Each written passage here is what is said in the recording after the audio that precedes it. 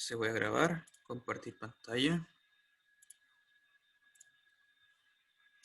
Ya, entonces, recuerdo, ¿se acuerdan que era una función holomorfa?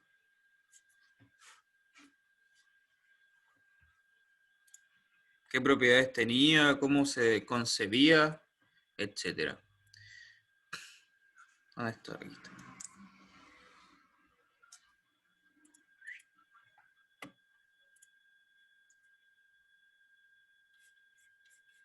Ya, ¿alguna idea? ¿Qué era una función holomorfa? Dígame nomás.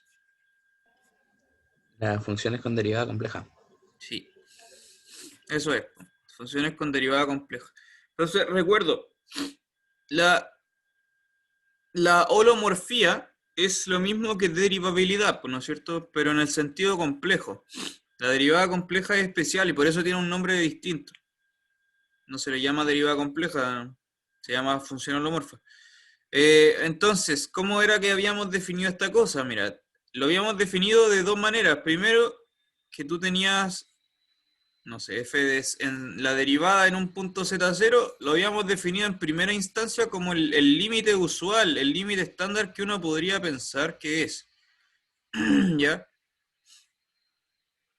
Este es un límite complejo, ¿no es cierto? Entonces, en el fondo, lo que está haciendo en R2 es un límite en dos coordenadas. Pero en el sentido complejo, esto es así, ¿ya?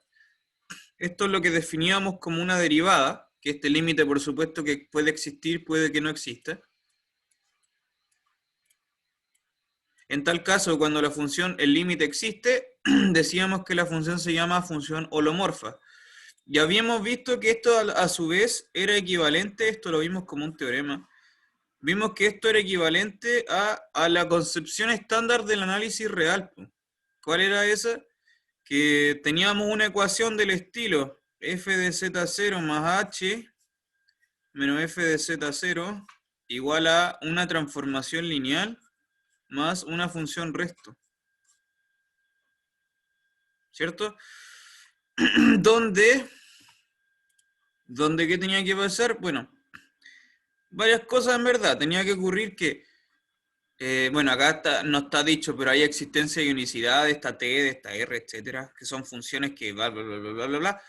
Entonces, ¿qué era? La t es una función que va de c en c y es una transformación, vamos a dejarlo más claro, es una transformación c lineal. Y la R es una función, bueno, que está definida en el abierto, en el dominio de la función y que cumple con esta condición de ser resto, ¿no? Que era una cosa así. R de h partido por h igual a 0. Ya. Que lo hace ser resto. Ya. Entonces vimos que estas dos cosas eran equivalentes, le recuerdo. Entonces, esto compatibilizaba las dos maneras de entender la derivada compleja. Esta transformación lineal, creo que eso no lo dije esa vez, ahora lo vamos a precisar. Esta transformación lineal, como usted debe saber, esto en esencia esto es la derivada, ¿no? En esencia esto es la derivada. Ya, básicamente, esto es la derivada. Ahora, de hecho, a este objeto se le llama el diferencial, ¿cierto? Y recordemos que esta transformación lineal está totalmente sujeta al punto z0, ¿cierto? Todo esto es de carácter local, ¿cierto? Tienes una función y tienes un punto. La derivada existe de manera puntual, ahí en ese lugar. Entonces, ¿cómo se anota eso? En realidad lo notamos así. df en z0, ¿ya? El df en z0 es una función que va de c en c, ¿ya? Que es una transformación c lineal, ¿ok? Esta es la notación que se ocupa, en realidad no se ocupa esa letra t, se ocupa esto, ¿ya? El diferencial de la función localizada en el punto z0. Ya, esta es la notación que se ocupa. ¿Ya? Entonces, el diferencial de una función en un punto z0, de nuevo, es una transformación c lineal para que tengamos holomorfía. Y habíamos visto, además, también a su vez vimos que esto además era equivalente a una tercera cosa. ¿Cuál era esa tercera cosa? ¿Se acuerda?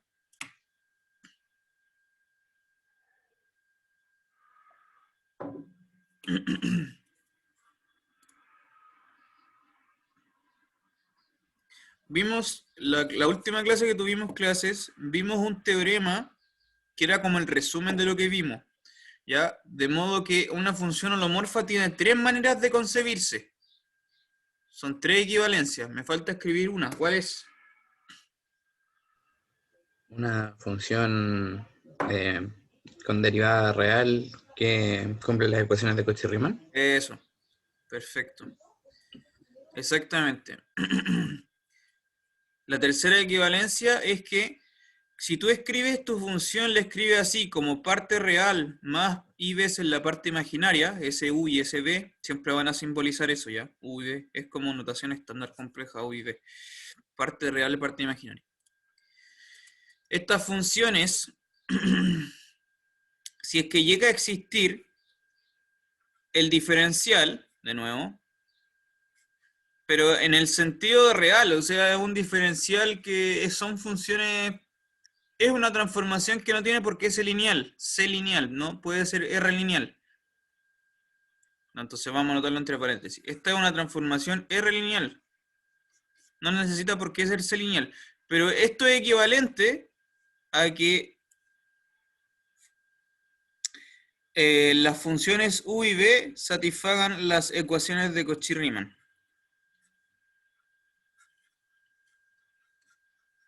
¿Se acuerda cuáles eran las ecuaciones de Cauchy-Riemann?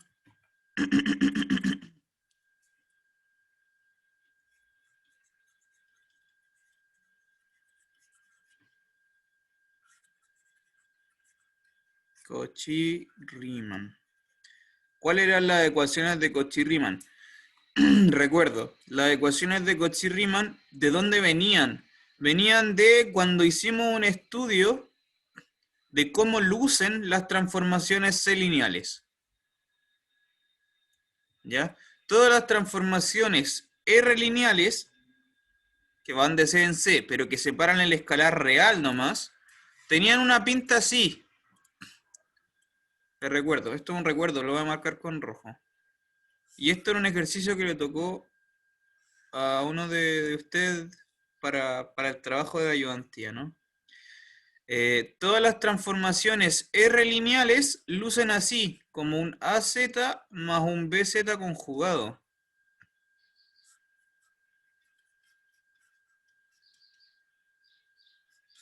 ¿Ya? Y entonces yo lo que habíamos comprobado es que para que sea una transformación C lineal, en realidad es que este B larga tiene que anularse, porque tiene que ser una recta compleja. Entonces T de Z es idealmente un múltiplo de Z nomás. ¿Ya? Entonces para que sea C lineal, este B mayúscula tiene que ser 0. Recordemos eso. T es C lineal y esto es un sí solo sí. El B es nulo. Y esto era equivalente, recordemos, esto era equivalente a que la matriz asociada a la transformación en la base canónica nomás, la matriz asociada tenía la siguiente pinta, así como A, B, menos B y A. ¿Ya? Era equivalente a que la matriz asociada tuviera esa pinta. Los dos elementos de la diagonal tienen que coincidir y los dos elementos de la antidiagonal son inversos aditivos, ¿ya? Entonces, si traspasamos esta información acá arriba, las ecuaciones de Cauchy-Riemann eran precisamente eso. Las ecuaciones de Cauchy-Riemann eran precisamente eso, porque si tú miráis el jacobiano de la función, lo vamos a marcar así, JF en Z0, el jacobiano de la función es una cosa así como, perdón, dxu en Z0, diu en Z0, dxb en Z0, dib en Z0. El jacobiano es así, entonces para que sea una transformación C lineal, en realidad lo que tiene que ocurrir en las ecuaciones de Cauchy-Riemann era que, claro, estos dos locos tienen que ser iguales y estos otros dos loquitos tienen que ser inversos.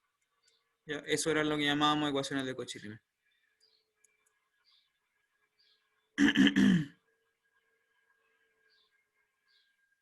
Y esas tres cosas son equivalentes, ¿vale? Las ecuaciones de Cauchy-Riemann entonces son equivalentes a tener una transformación C lineal, de modo que es lo mismo que la función sea holomorfa.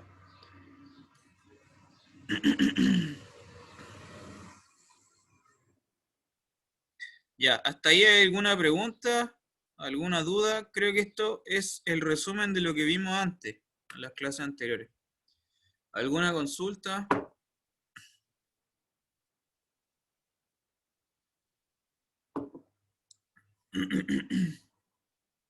¿Duda, consulta, pregunta, sugerencia, observación, algo?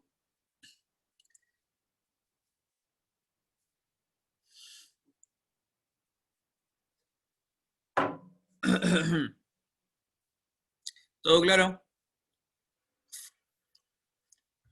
Sí, todo claro. Ya, perfecto. Bien, eso es como lo teórico. Ahora, nos falta ver un montón más de teoría de las funciones holomorfas, pero con eso ya tenemos una gran base porque tenemos tres maneras de entender la holomorfía. Entonces ahora, no sé, pues veamos algunos ejemplos para aterrizar esta teoría. Eso no lo hemos visto, así que ya esto es como nuevo. Ejemplos, vamos a partir de cosas muy sencillas y vamos a irnos a cosas más difíciles. Primer ejemplo, la función identidad. ¿Esta función será holomorfa o no será holomorfa? Vamos a responder esa pregunta. ¿Será que esta función es holomorfa, sí o no? ¿Cómo se hace eso? Se puede comprobar de las tres maneras que ya vimos. Con el límite, comprobando que existe el diferencial y que es una transformación C lineal, o escribiendo las partes real, la parte imaginaria, y viendo que satisfacen las ecuaciones de Cauchy-Riemann. Habría que, bueno, te podéis ir por cualquiera de las tres cosas. Les voy a mostrar dos, porque claramente, si tú miras el límite cuando z tiende a z0 de z menos z0 partido por z menos z0, ese límite claramente existe, vale 1. ¿No es verdad? Al igual que en el caso real, aquí no hay ninguna diferencia en absoluto. Lo que significa que la derivada, en realidad, en cualquier punto z0 vale 1. Existe en todos lados y vale 1.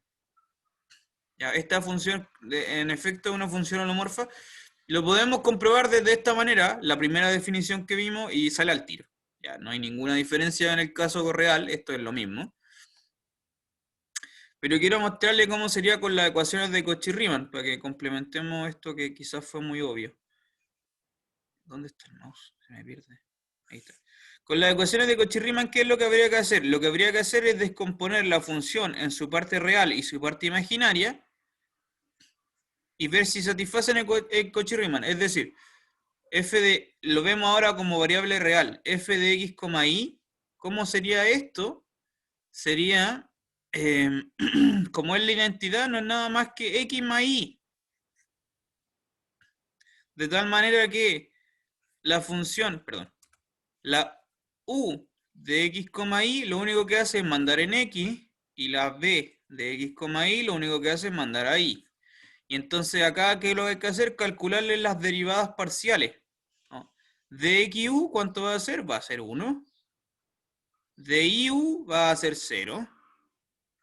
De xb va a ser 0. Y de ib va a ser 1 también. Ya, entonces se comprueba Cauchy-Riemann, precisamente, porque estos dos tienen que ser iguales, lo cual se verifica, y estos dos del medio tienen que ser inversos uno del otro, lo cual también se verifica, porque, bueno, son 0 ambos.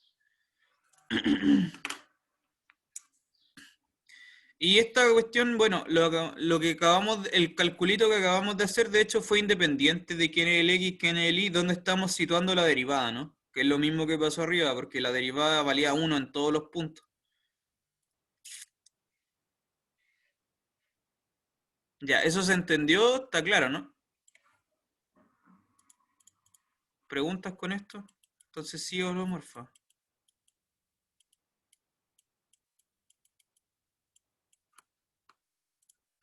¿Cómo estuvo eso? ¿Se entendió todo? ¿Muy fácil? ¿Muy difícil?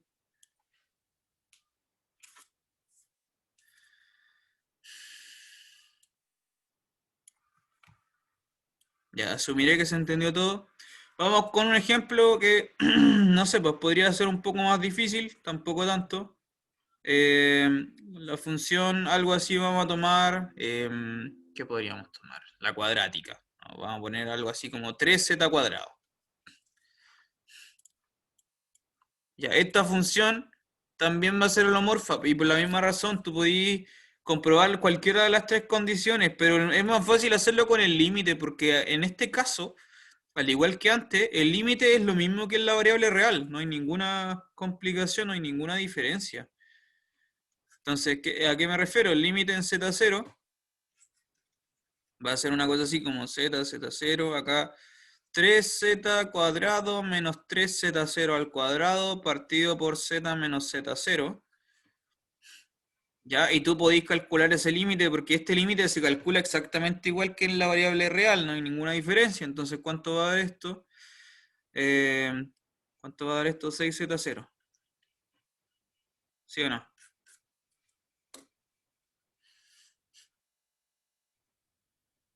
Se cumple como podrás intuir, de hecho se cumple la misma regla que en la variable real, porque es como que el exponente baja multiplicando y la potencia se reduce en 1.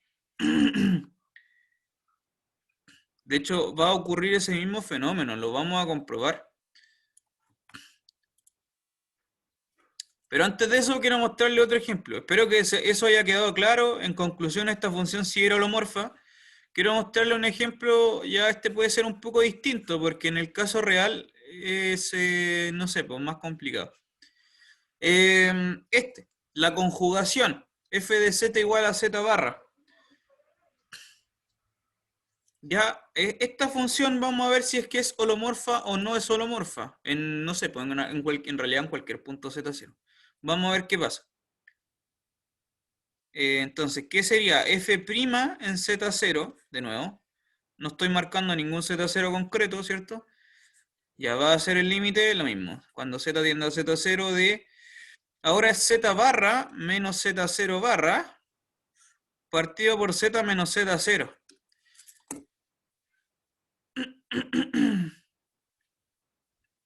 Eso. ¿Esta función, este límite, existe o no existe? ¿Qué cree usted? ¿Cómo se calcula este límite? ¿Será que existe o será que no?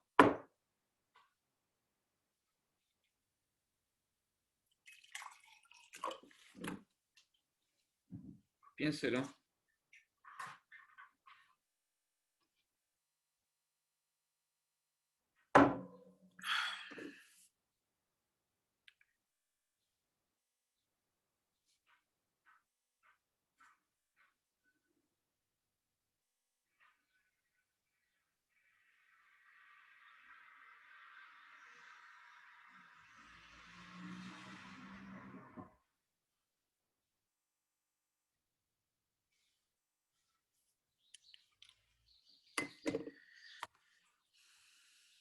¿Qué cree la gente? ¿Este límite existe o no existe? ¿Cuánto vale? Cuénteme.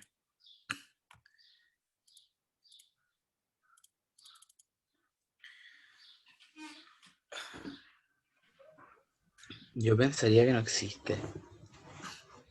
¿Qué creen los demás? ¿Este límite existe o no? Tíralo ahí a la chunte nomás, sí. ¿Qué tanto?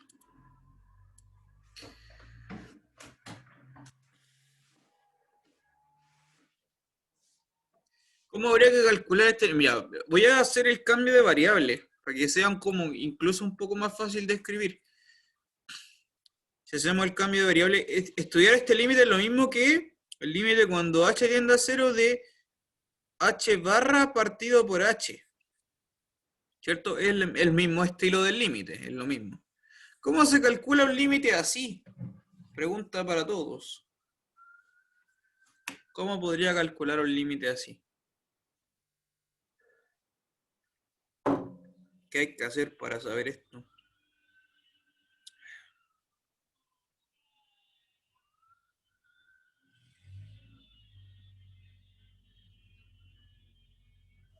Creo que ese límite lo calculamos en una clase anterior. O sea, Además vimos que sí, que no existía. sí, O además sea, que al sí. menos si yo me voy por un camino real, eso me debería dar como 1. Y si estoy como con un camino imaginario, eso me da -1. Eso, precisamente, pues este límite no existe. Efectivamente, si tú te vas por distintos caminos, te van a dar límites distintos. ¿Ya? Entonces, la conclusión es que efectivamente este límite de acá no existe. Pum, pum, no existe. ¿Ya? Se puede comprobar por distintos caminos, efectivamente. Entonces, ¿cuál es la conclusión final? Que esta función, la conjugación, no es holomorfa y de hecho no es holomorfa en ningún lado. En ningún punto hay holomorfía porque ese límite no existe en ningún Z0. ¿Ya? Entonces, escribamos eso. La conjugación no es holomorfa en ningún lugar. No es holomorfa.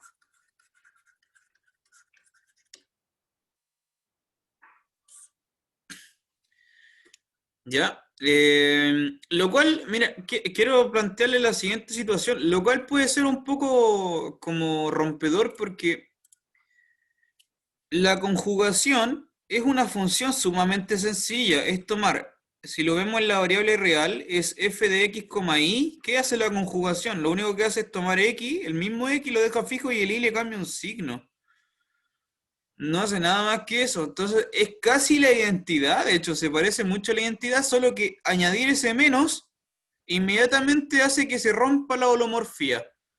Fíjese lo potente que es eso. Claramente esta función, si tú la veías así, es ultra mega diferenciable en el sentido real. ¿Sí? Las dos coordenadas son, cada una por su parte, son súper diferenciables. Son cosas muy sencillas, x menos y. Pero eso no es suficiente para que en el sentido complejo haya derivada. ¿Se entiende? Entonces quiero hacerle ese contraste. Por un lado está la derivada real, por otro lado está la derivada compleja. Esta función es claramente derivable en el sentido real, pero no es derivable en el sentido complejo. ¿Ok?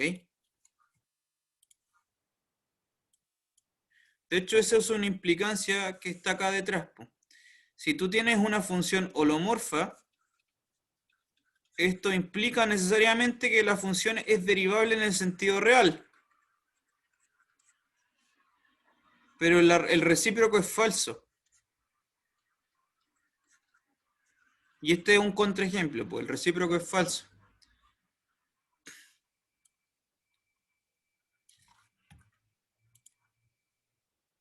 ¿Ya? Todas las funciones holomorfas naturalmente son derivables en el sentido real, pero si es derivable en el sentido real, eso no es suficiente para tener holomorfía. Porque ahí entran en juego Cauchy-Riemann, entra en juego que la transformación sea C-lineal, ¿cierto? Todo lo que vimos recién. Y ahí tiene un contraejemplo. Ya, más ejemplos. Ah, ya, lo que le había comentado entonces.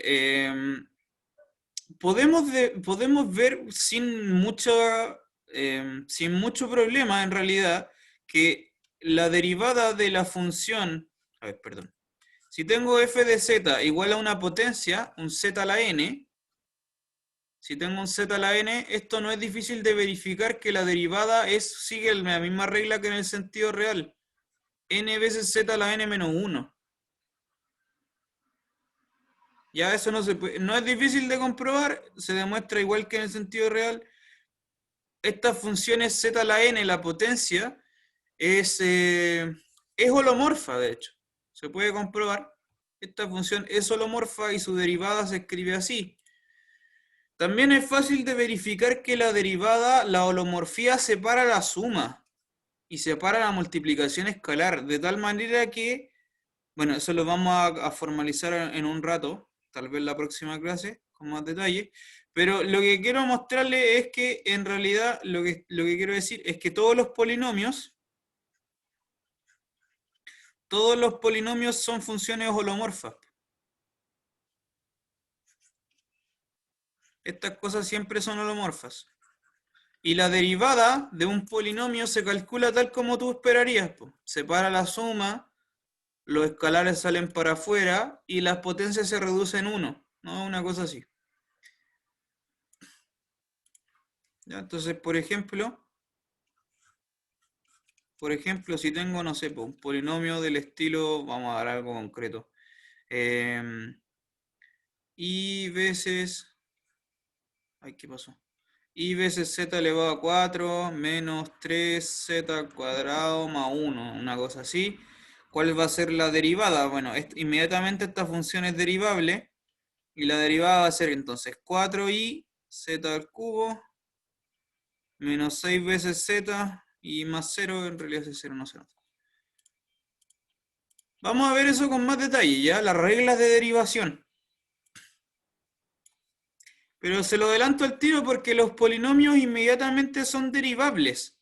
Y es algo como que esperable que ocurra, ¿no?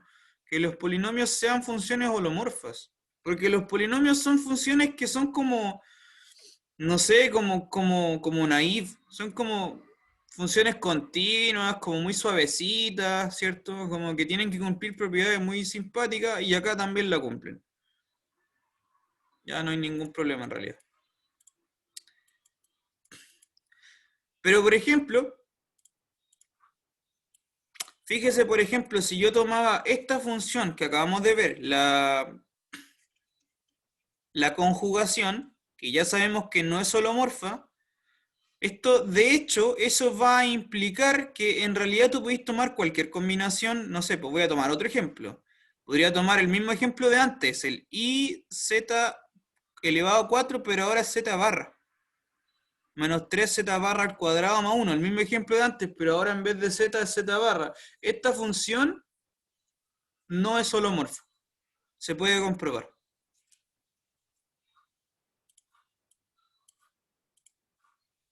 Vamos a llamarle G mejor. Este es un G de Z, G de Z. Ah, no sé qué hice. Ya, entonces de tal manera que lo que quiero que quede claro, que el G de Z en realidad es el mismo F de antes. Es F pero evaluado en Z barra. Esta función ahora ya no va a ser holomorfa. Me lo va a tener que creer, porque por ahora no lo vamos a comprobar. Pero bueno, me cree, esto va a ser un polinomio en la variable conjugada. ¿Ok? Esta función, bueno, ahí tiene otro ejemplo de una función que no va a ser holomorfa. Vamos a ver enseguida por qué, en detalle. Ahora, le voy a mostrar otro ejemplo más. No sé en qué número vamos, creo que ejemplo 4.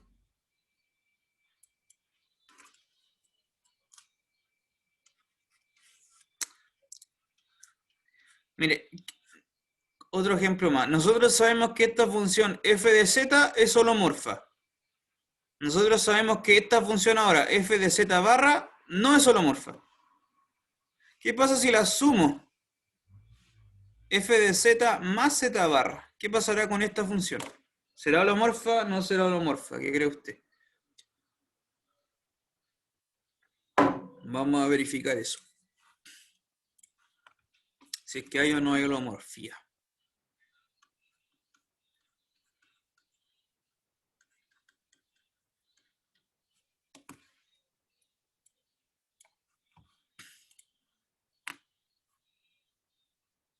¿Ya? Es con la combinación de las dos anteriores, pues de la identidad y de la conjugación. Las voy a combinar con la suma. Entonces, para comprobar holomorfía, de nuevo, lo vamos a ver con el límite. Esto se puede ver tanto con Cauchy-Riemann con el diferencial, viendo que es una transformación C lineal o no. Vamos a verlo con el límite entonces. El límite cuando z tiende a z0 de qué cosa? Z más z barra menos z0 más z0 barra partido por z menos z0. ¿Cuánto da este límite? Simple, ¿no? ¿Cuánto da este límite? Si tú lo agrupas te queda z menos z0 más z barra menos z0 barra partido por z menos z0. ¿Qué ocurre con este límite? ¿Existe o no existe? ¿Qué cree usted?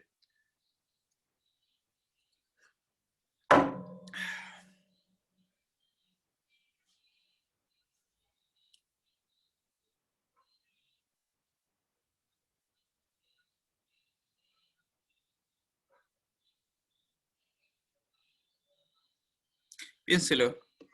¿Ese límite existe o no existe?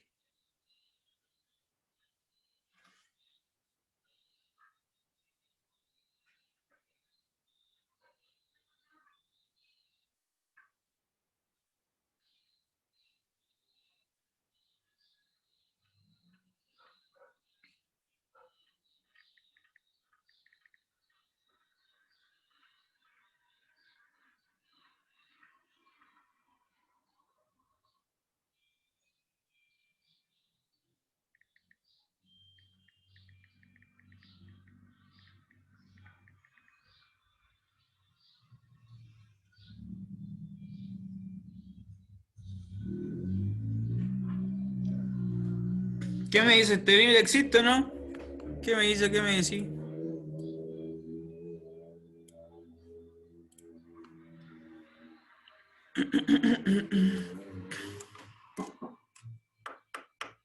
Voy a esperar pacientemente. Yo pensaría que no, pero no sabría probar directamente como que el límite no existe.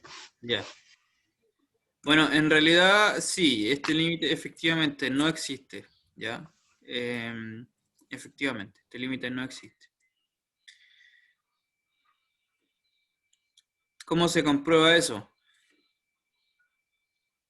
Bueno, habría que hacer el mismo tipo de análisis con límites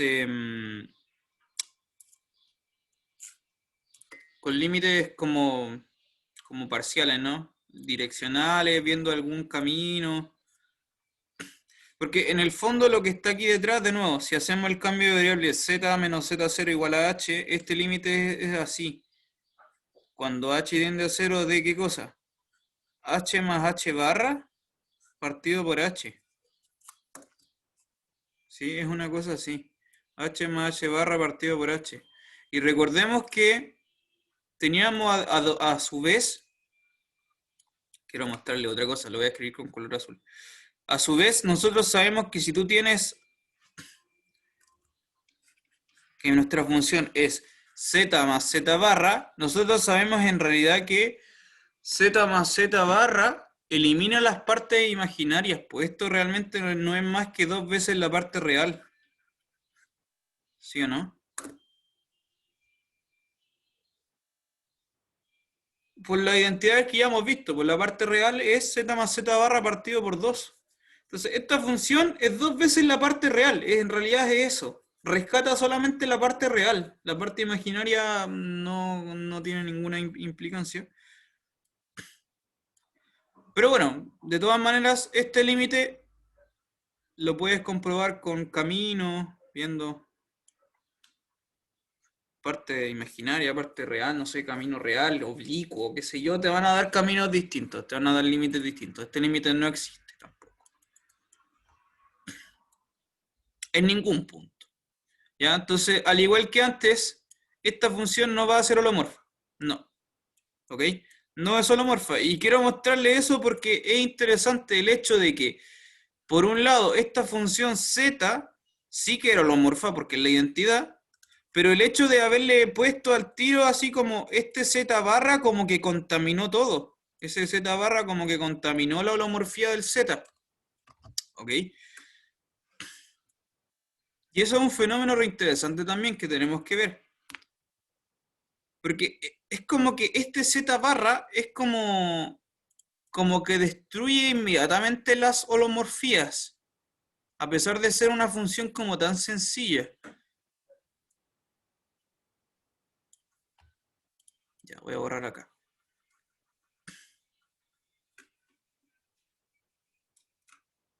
Para entender ese fenómeno, ¿qué pasa con el z barra? En general, si tú tomáis la variable z, la variable compleja, y la conjugas, vamos a ver qué pasa con eso. Para entender eso, tenemos que volver un poquito atrás al tema de las transformaciones lineales complejas. Ya, entonces, de nuevo. Termino con los ejemplos y ahora vamos a ver un poquito más de teoría para entender qué pasa con el z barra en realidad, cómo estudiar ese objeto. Entonces, de nuevo, lo que ya vimos, es que si tú tienes una transformación que va de C en C, que es R lineal, siempre se puede escribir así. Un número por Z más otro número por Z barra. Siempre son así. Para algún B, números complejos, ¿ya? Y de hecho son únicos. Lo vamos a anotar así. Para algún único A y B números complejos.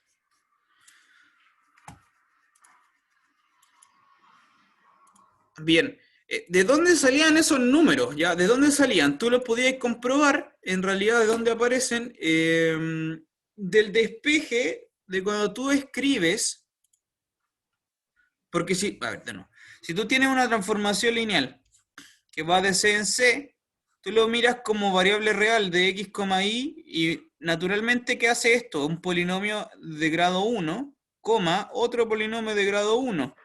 Y entonces tú lo pasas al lenguaje complejo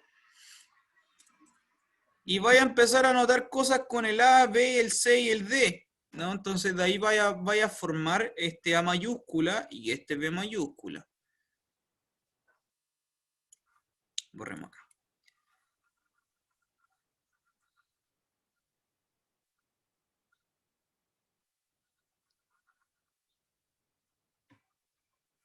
¿Ya? Pero nosotros sabemos que si esta transformación lineal en realidad es más que una transformación lineal, en realidad es un diferencial, si es que llegase a ser el diferencial de una función, nosotros sabemos quién es A, B, C, D. Estos A, B, C, D minúsculos sabemos quiénes son. En el caso de la derivada real, aparecen las derivadas parciales, ¿cierto? Entonces, si tienes una función que va de un abierto complejo a C, derivable en el sentido real,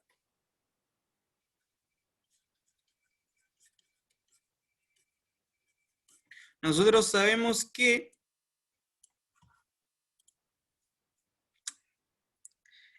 el diferencial de esta función, qué sé yo, lo voy a marcar en algún punto Z0.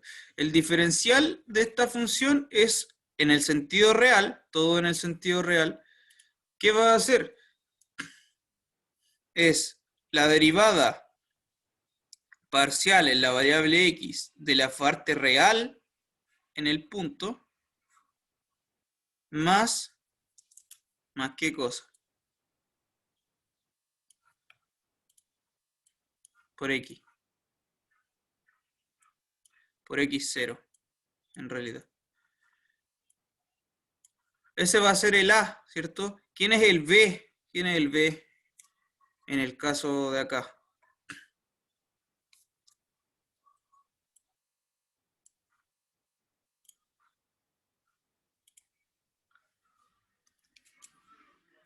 Ay, no sé si me van siguiendo la idea. Voy a borrar esto mejor para que quede más claro. Ya, vamos a ver la derivabilidad en el sentido real en un punto más concreto. Vamos a hacerlo en un punto Z0 que va a tener coordenada x0, y0. Ya dejémoslo ahí bien explícito. Entonces, nosotros sabemos que el jacobiano de la función en el punto Z0, ¿qué es? es esta matriz de XU en Z0, de IU en Z0, de XB en Z0 y de IB en Z0. Ya, esta es la matriz jacobiana. Estos son precisamente el A, el B, el C y el D. Acá están. Este es el A, este es el B, este es el C y este es el D. Ahí están. Entonces, con lo que estaba escrito antes, el diferencial, ¿cierto? En estos términos, el diferencial, ¿qué es lo que hace? El diferencial de f en z0, ¿qué es? Es una función que asocia estas dos cosas. Es el a, que era la derivada parcial en la variable x, el x0, más el b, que es el de i, u, z0, i0, coma, no me alcanza la pizarra, lo voy a anotar por acá abajo, el c veces x0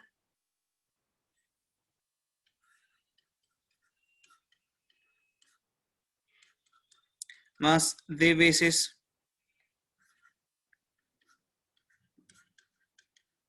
el i0.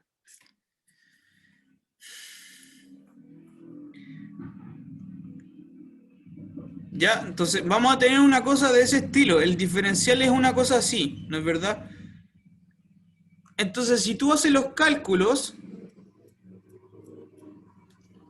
si tú haces los calculillos y haces todo el trabajito algebraico, ¿cierto? Vas a llegar a una cosa de este estilo.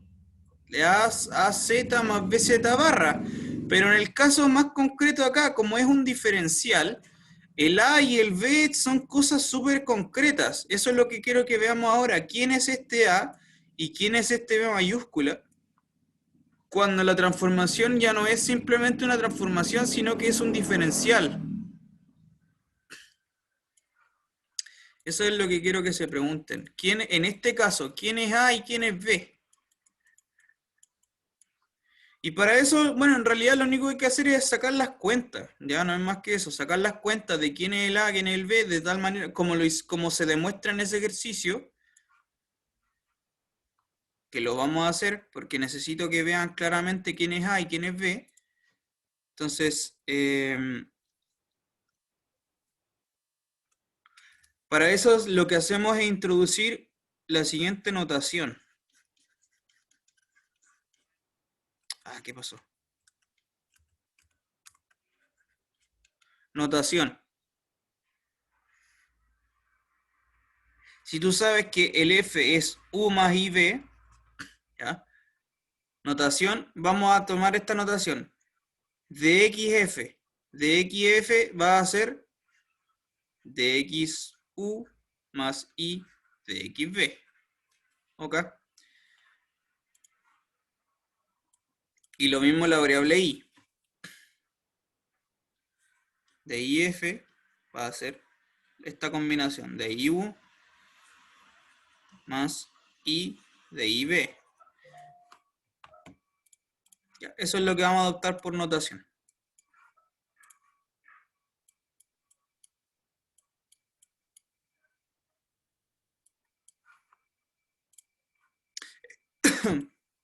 Son como las derivadas, la variable x y la variable y, pero de la función, no de su parte real ni de su parte imaginaria, es de la función. Entonces se define con esa combinación, que es como naturalmente habría que definirlo, para que la derivada sea una transformación. O sea, claro, separe la escalada, separe la suma. Bueno, la cosa es que con esta notación escrita así, lo que vamos a obtener nosotros es que el diferencial, lo que va a pasar es que el diferencial de la función en el punto Z0 se va a escribir de una manera así, como dxf en Z0 por x más dif en Z0 por y. ¿ya? Va a tener una pinta de ese estilo. Insisto, me estoy saltando algunos pasos algebraicos, pero va a tener una pinta de ese estilo. Y entonces, ¿qué es lo que hacemos nosotros al final? Bueno, donde el X y el Y son las partes reales e imaginarias. ¿Qué es lo que hacemos nosotros al final? Me faltó acá un sub-0. ¿Qué es lo que hacemos nosotros al final? Pasar esto, en vez de x0 y 0, lo pasamos al lenguaje complejo, de tal manera que... A ver, con color rojo. De nuevo, porque el x0 nosotros sabemos que es z0 más z0 barra partido por 2, y la parte imaginaria del z0 es z0 menos z0 barra partido por 2i. Con esa transformación, lo que va a ocurrir es lo siguiente, que el diferencial se va a poder escribir de esta manera. Y acá aparecen estas coordenadas complejas ya como mucho más explícito. Es dxf menos dif medios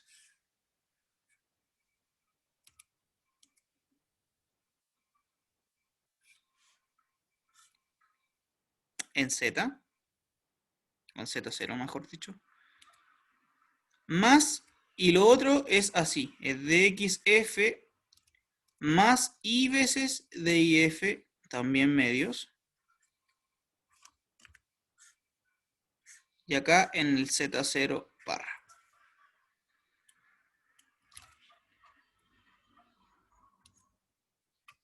Ya, no sé si me habrán seguido lo que estoy haciendo, esto puede ser un poco enredado, pero en realidad son puras cuentas, en realidad son puras cuentas algebraicas. Al final lo que quería mostrarle es a lo que se llega, que es esta conclusión de acá, que en otras palabras, ahora ya vamos a hacer el remate, el remate es que, claro, como el diferencial es una transformación R lineal, vamos a hacer la variable z mejor, es una transformación R lineal, se puede escribir así, como AZ más BZ barra, y acá están, ese es el A y ese es el B. ¿Ok? Son muy parecidos el A y el B. Fíjese que lo único que cambian es que en uno aparece un menos I y en el otro aparece un más I. Estas dos cosas tienen su propia definición. Y eso es lo que vamos a escribir ahora. Definición.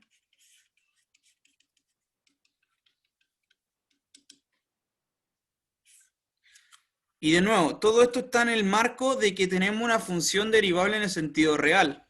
Ni siquiera es derivable en el sentido complejo, ¿no? Por ahora no hemos hablado nada de holomorfía. Todo esto en el sentido real. Entonces, de nuevo, en el sentido real, como el diferencial es una transformación R lineal, se puede escribir así, como una AZ más BZ barra, donde encontramos al final que el A era esta expresión y el B era esta otra expresión. La definición entonces natural es la siguiente. Si tú tienes, si f es una función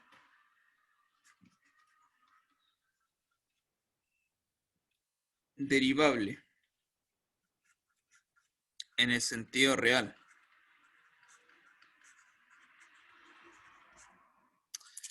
una función derivable en el sentido real, anotamos dzf a esta expresión que estaba acá arriba. ¿Cuál era la expresión que estaba acá arriba? La parte A. Es dxf menos i de if partido por 2. Ya, esta es nuestra definición.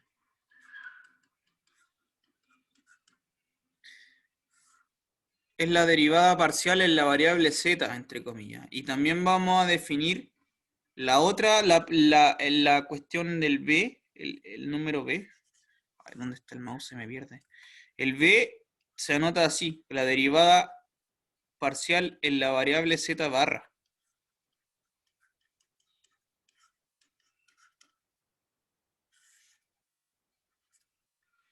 ¿Ok?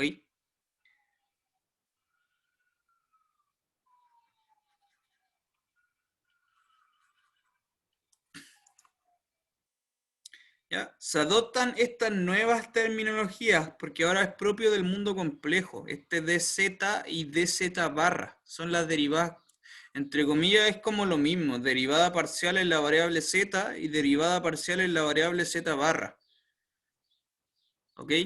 De tal forma que, entonces, en resumen, lo que uno tiene es que el diferencial al final se puede escribir así, como dzf z más dz barra f z barra. Esa es como la conclusión final. El diferencial se escribe así.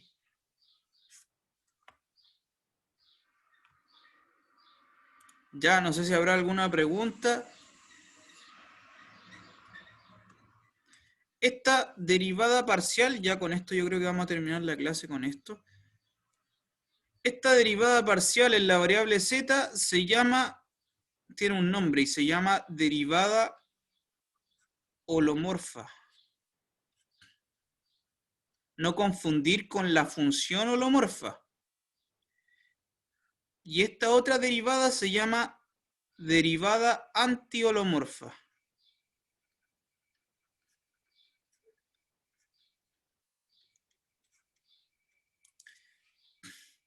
Ahí sí.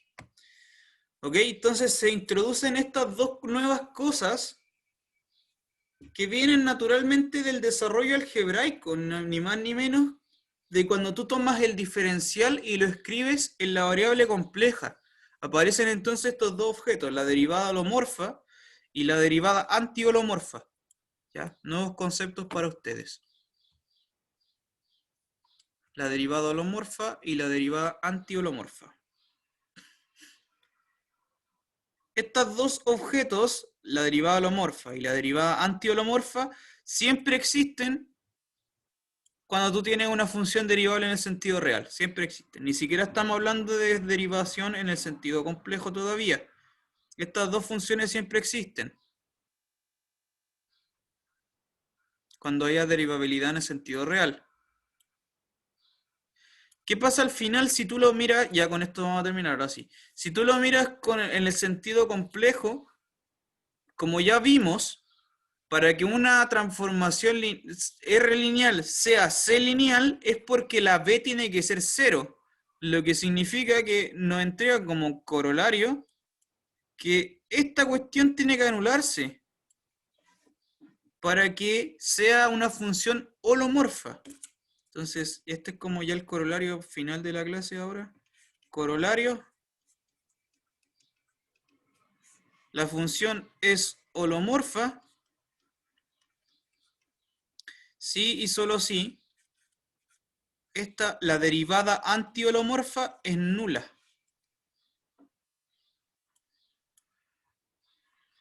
La función es holomorfa si y solo si la derivada antiholomorfa es nula.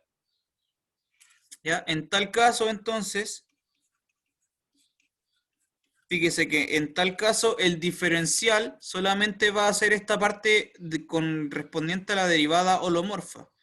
Entonces, en tal caso, cuando la función es holomorfa, ocurre que la derivada, en el sentido complejo, es precisamente esta derivada holomorfa. Ya, ahí coinciden y son lo mismo.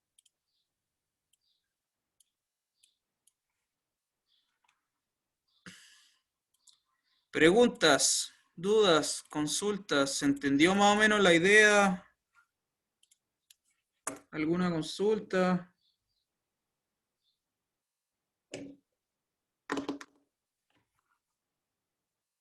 Preguntas, dudas. Estuvo muy enredado.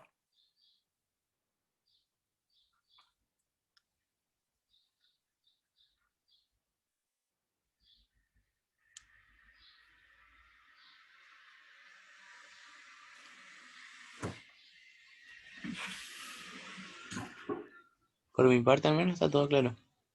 ¿Alguien tiene alguna pregunta?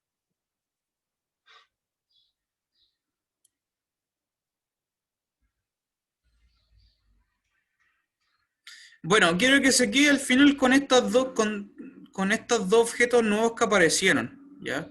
La derivada holomorfa y la antiholomorfa siempre están. y son bastante útiles, ambas. Ambas tienen harta información que decir. El diferencial siempre se escribe así entonces, como la derivada holomorfa por la variable más la derivada antiholomorfa por la variable en conjugación, ¿sí? De tal manera que, como ya vimos antes, para que sea una transformación C lineal, la parte esta con el z barra tiene que anularse. Es decir, que la derivada antiholomorfa es nula. Vamos a ver entonces en la próxima sesión ejemplos. Cómo aplicar cómo se calculan estas derivadas holomorfa, antiholomorfa, para verlo en la práctica. Y como le había dicho, con esto ahora ya podemos entender mucho mejor la función z que toma un z y lo manda al z barra, ¿no? Que no era holomorfa, pero tiene características de antiholomorfía, que hay que ver también. Eso, chiquillos, quedamos aquí.